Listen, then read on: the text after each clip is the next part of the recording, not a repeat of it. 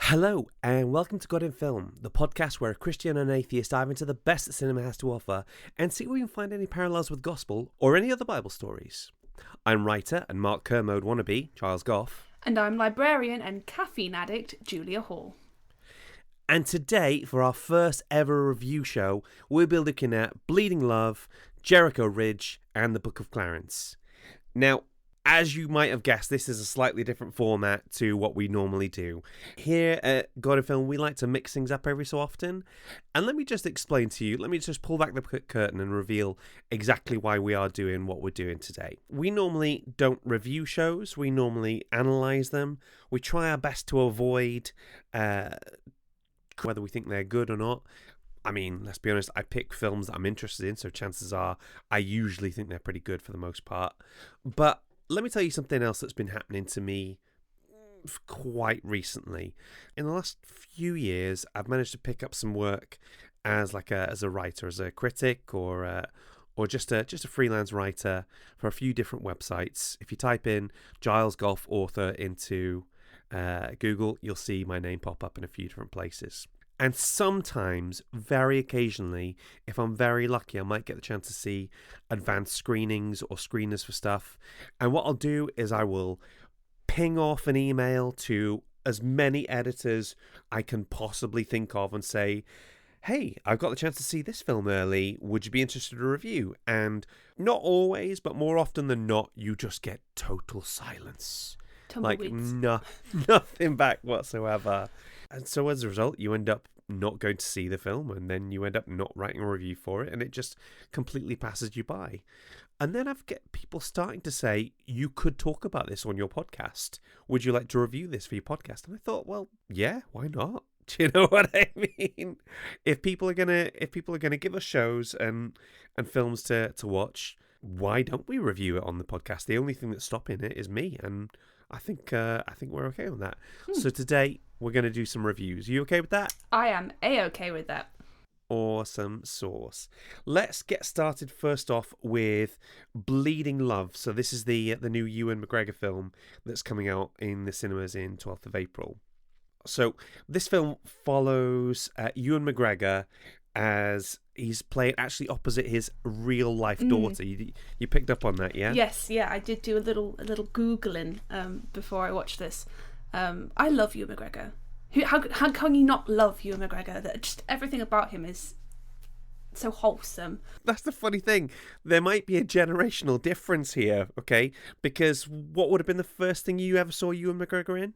Obviously Star Wars is the big one, but I think, the first thing I ever heard him in was Moulin Rouge, and then when I finally got to watch Moulin Rouge, I heckin' loved that film.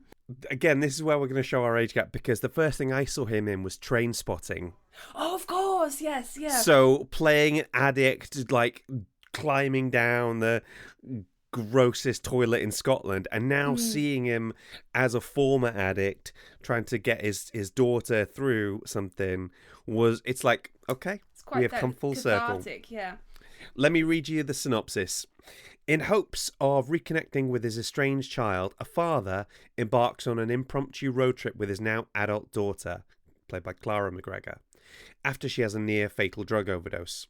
He is planning to take her to rehab, though she doesn't know that. En route to their destination of Santa Fe, New Mexico, and encountering an array of eccentric characters along the way, the two are forced to confront the issues of their past, their trip proving less about the road that they're on and more about the troubled one from their past. So, Julia, what did you think of this film? I liked it a lot more than I thought I would, because I think for me, it's these kinds of films which are less about the destination, more about the journey, can often get a bit tropey and a bit tired quite quickly. Yeah. Like, we get it. You guys don't get on. There's a lot of trauma. There's a lot of issues here. But the genius thing for me was peppering it with just the most absurd things possible to kind of almost distract you for a while and then kind of pull you back into that sort of quite festering. It's quite episodic in parts, isn't it? Yeah. Yeah, it was a funny one. I like I say, something like this sounds like it's going to be quite a worthy film. Do you know what I mean? Yeah. And it is in some parts. I like this much more than I was expecting to, you know? Yes, me too.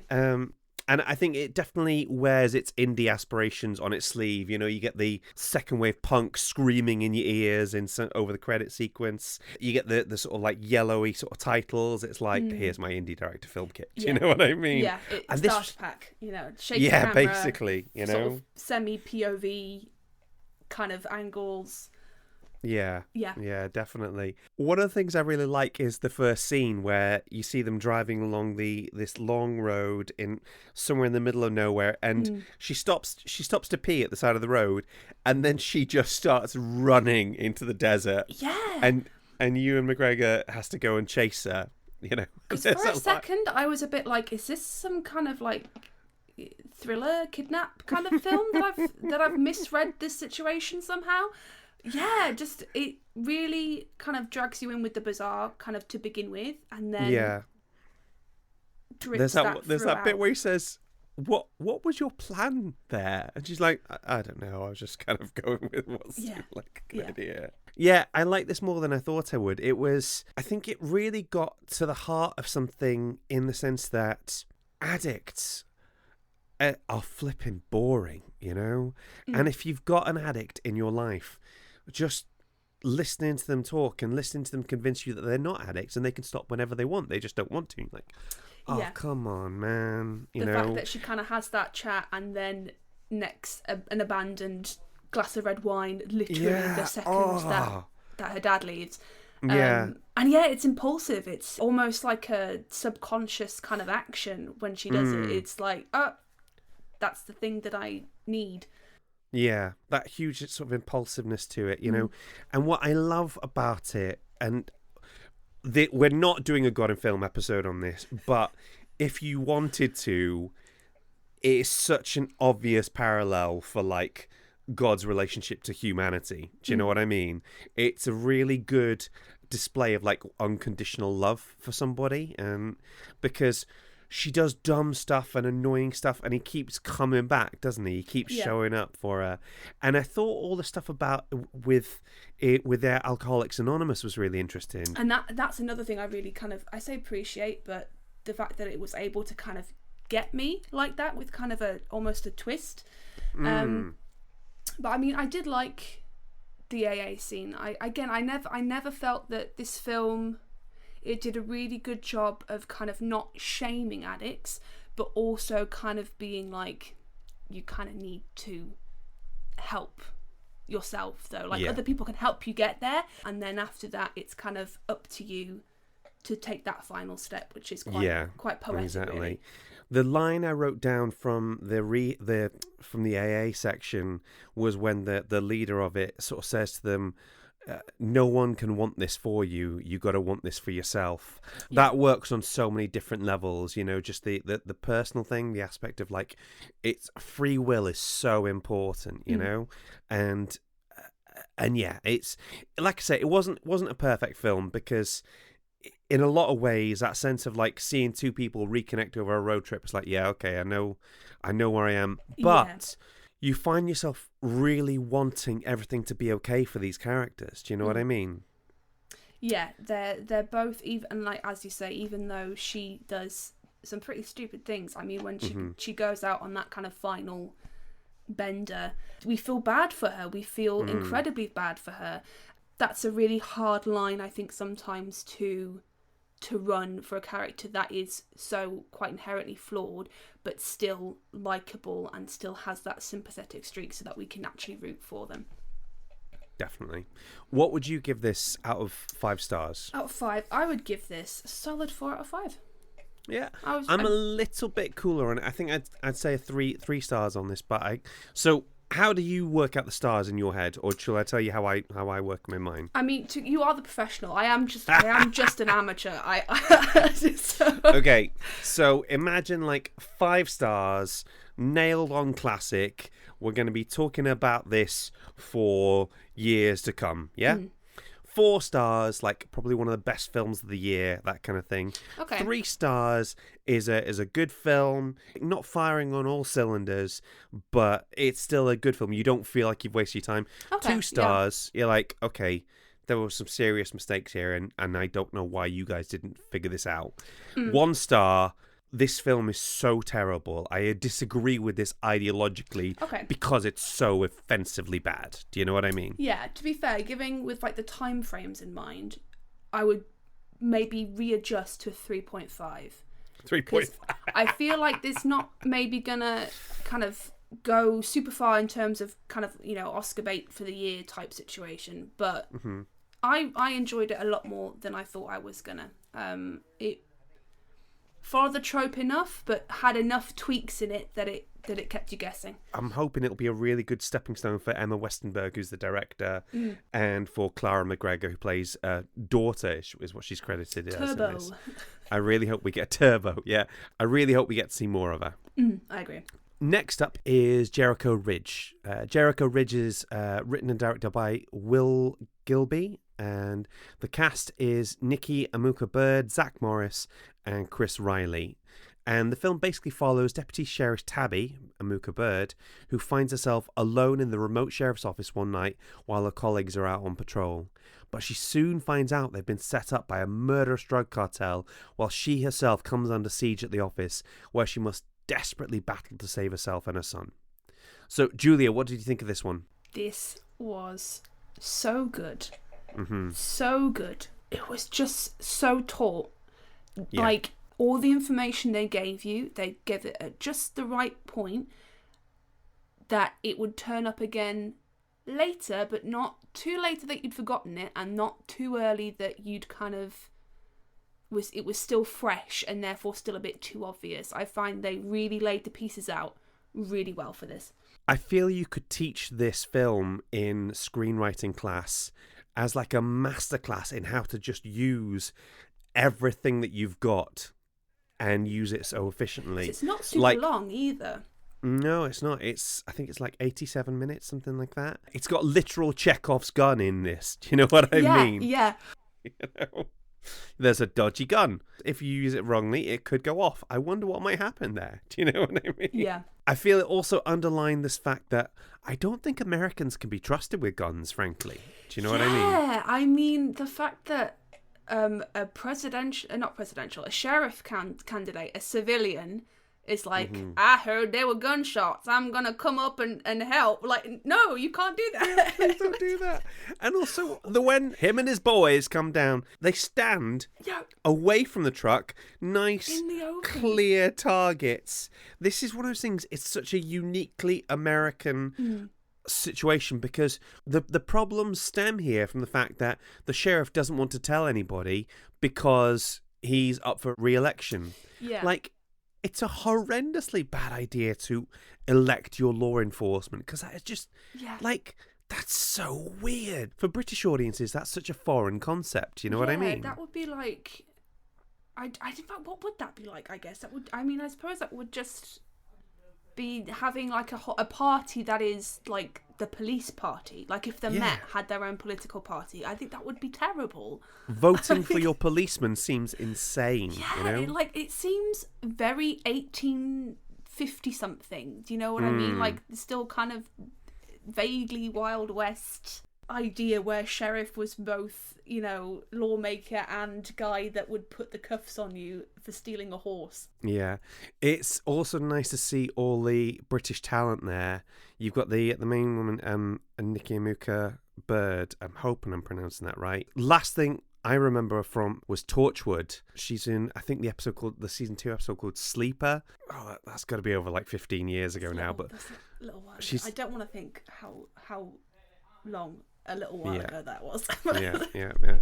And the son, believe it or not, I think is in EastEnders. Oh, really? I think his stage name is Zach Morris, which I find hilarious because that was the main character in Saved by the Bell, and I don't know if you'll even remember that.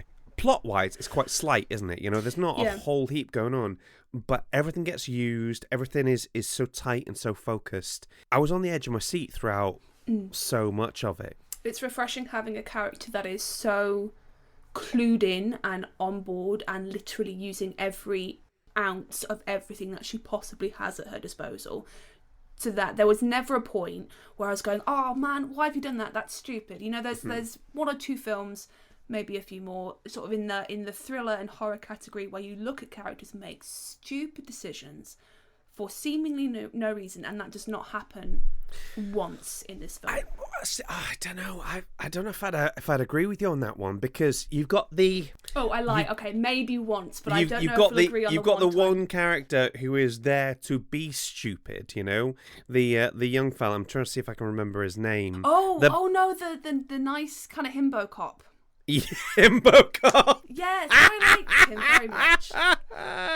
So, to be fair, I think I'm more meant for sort of a lead kind of central role. But I think there are other people aplenty who sort of make bad decisions.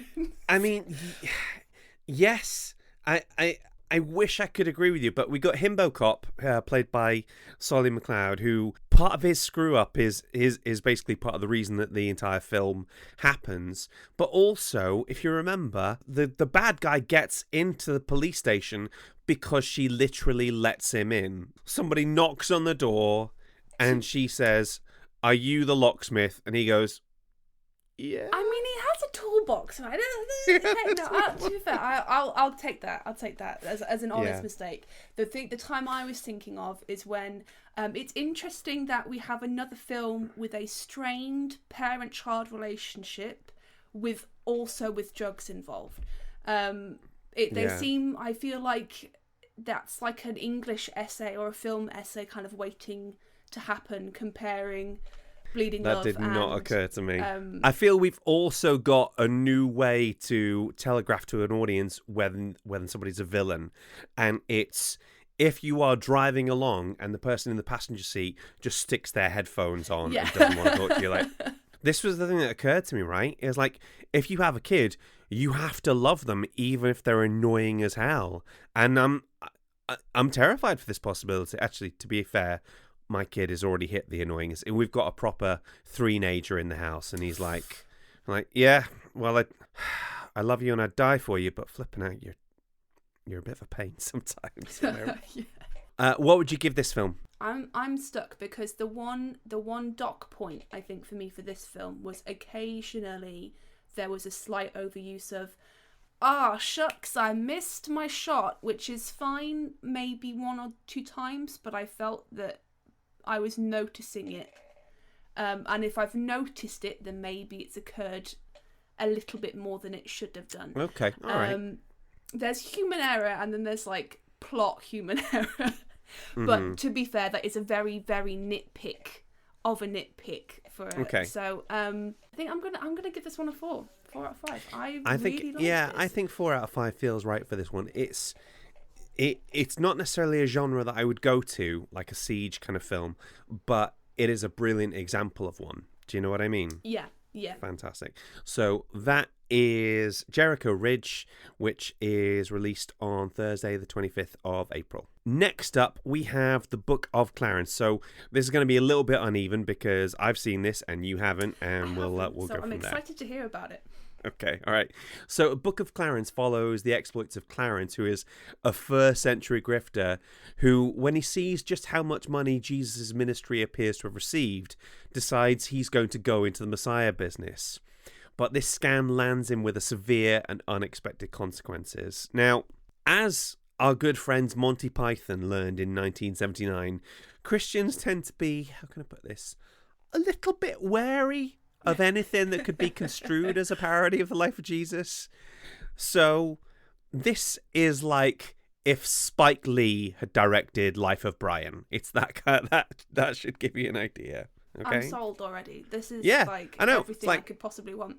Stop talking, I'm on board, you know? So obviously, for any of my Christian friends listening, and one of my friends already has messaged me, David Rolls, who's a friend of mine, said, I'd be very curious to hear what you think about Book of Clarence. He didn't know that I was reviewing it. He just knew at some point I'm going to see this film and I'm going to have things to say, you know? So for any of my Christian friends who are uncertain, let me put your mind at ease. Jesus is in this film. He is the Son of God. He demonstrably works miracles. and he doesn't do anything sketchy at all. The depiction of Jesus in this film is in no way, shape, or form blasphemous, but, and I can't stress this enough, this is a 15 certificate. So that should probably give you a clue that this is probably not for your nan. Ooh. So, Ooh. directed by a guy called James Samuel, who I only learned later on is a UK rapper under the name Bullets. It's like, okay, all right, fair play. Interesting. This dude not only wrote and directed the script, but he also did the score and the soundtrack as well. You know, like, some people are just too offensively talented. Yeah. You know? God. Oh, get a life. Like... Yeah, stop rubbing it in our faces. It's actually produced by Jay-Z. So, oh, wow, really? you know you're in for a good time, you know? The soundtrack must be interesting. I say not what you maybe expect for a first century set film. Yeah, do you know what it reminds me of? Did you see The Great Gatsby? I love that film. So what they did with that was they took all the jazz out and they put like hip hop in. Yes, and I remember my lit teacher at A level hated it for that exact reason. Yeah, but the thing is, like, jazz now is specifically the realm of like middle-aged, pasty white dudes who are going to tell you that that's not really jazz and who are going to bore the heck out of you for like 5 hours. It's not really on my get-turn list. Yeah, it genres. wasn't until I think I saw a film years ago where you realise, oh no, wait, jazz was cool at some point and there were girls there. That's what it's missing. So by putting the hip-hop in, it gives you I agree. the sense of what it feels like rather than exactly what it was, you know? There's that thing on Instagram of where somebody plays like songs like 99 Problems, and they'll go, what I hear, and you hear the original track, and then you see the kid in the back seat, and it's like Frank Sinatra singing it, you know? It's that kind of thing. Anyway, we're getting a little bit off topic. So the film opens, believe it or not, with Clarence, who's played by Lakeith Stanfield, who I adore, losing a fast-paced chariot race through Jerusalem to Mary Magdalene, of all people. Amazing. I know, right? What a queen. I love Mary Magdalene. It's what we've been missing all this time, you know? After a series of trials, Clarence decides the best way to earn money is to set himself up as like a false messiah. He'll go performing miracles on plants in the crowd, and he'll preach his message that knowledge is stronger than belief. Because, as he says, you ever seen Jesus buy a pair of sandals? You know, I thought that was... It's a funny film because there are some definite laugh out loud moments, but if it's going to be a comedy, it needs to be funnier. Do you know what I mean? Yeah. It's kind of being pulled in two different directions, because on the one end, it wants to be this sort of like very wry comedy. On the other end, it wants to give you some political and social commentary in there. And the two just don't quite gel. Yeah. Do you know what I mean? You could argue there's some kind of Black Lives Matter sort of commentary going in there. There's this moment where one character is having to sort of like drag his cross to be crucified, and his mother shouts out, "They always take our babies," which kind of gets you right there, and like takes you straight to those like so many horrendous killings that we've seen by like black people in America by the police. And that's undercut by a film where when somebody has a good idea, a light bulb literally appears above his head, you know? So it doesn't quite know what it wants to be. I think for me, this film was a bit like like an admirable failure. Yeah. You know, it's like a big, they've taken a big swing and it doesn't quite land, but I'm still thinking about it like days after the fact, you know? Bright is that film for me. That is my admirable failure film. Bright, did you say? Bright. It's a cracking urban fantasy The Will film. Smith one? Yes. On Netflix. I haven't seen it. Do you reckon I should give it a try? Worth a watch in that it is, admirable failure is probably the best way to describe it, is that it has such a good premise and the execution just isn't quite there yet. Yeah, the cast list in this is amazing. You got Lakeith Stanfield, who he was in Sorry to Bother You in 2018, which if you get the chance to watch that, it's one of my favourite films. Alfred Woodard is Mother Mary in this. She has this brilliant line where she's telling a story. She says, "I was minding my own virgin business, just being a virgin." I was like, yes, Absolutely classic, And James McAvoy turns up as Pontius Pilate in this. Oh, wow. And how can I put this? Jimmy's been working out, yo. Does he make Pontius Pilate a bit sexy? Yeah, a little bit. Like they don't pull any punches with the Romans. The Romans still suck. But there's this one bit where he kind of rests his hands on his like on his breastplate kind of thing. Breastplate, yeah, just like and his forearms look massive, That's why it's 15 jars. It's for the impure thoughts that James McAvoy instills in an audience. There, and the arms are up. I'm like, damn. Ooh. Somebody's been hitting the gym. And, you throw in a little bit of eyeliner there and damn, we're off to the races, So, yeah. Also, I won't say who, but there is an MCU actor who turns up in this. Exciting. In a... not quite a cameo, but sort of a cameo, who is virtually unrecognizable when you see him. It's wicked. Ooh. So I think for me, I gave this film about 3 stars because it's good, but it's not quite there. Do you know what I mean? Mm. So that's The Book of Clarence, and that is out on the 19th of April. And I would say check it out. I think you're gonna. James McAvoy's forearms. Here I come. You have me at James McAvoy getting ripped. There we go. That's all we have time for today, ladies and gentlemen. If you have been, thanks for listening. Julia, have you had a good time? I've had a great time. Yeah, this is fun, isn't it? This has been really fun. Yeah, this is very, very chill, very new. I've not had to agonise about this for a year about how I'm going to talk smack about the Mormons, So it's quite a refreshing change. If people want to hear more of this, then, please send us more films and we'll review those ones too. Yes, in the meantime, we'll see you next time, whenever that is. Bye. Bye. God in Film is hosted and created by Giles Goff. That's me. Mixing and editing by Giles.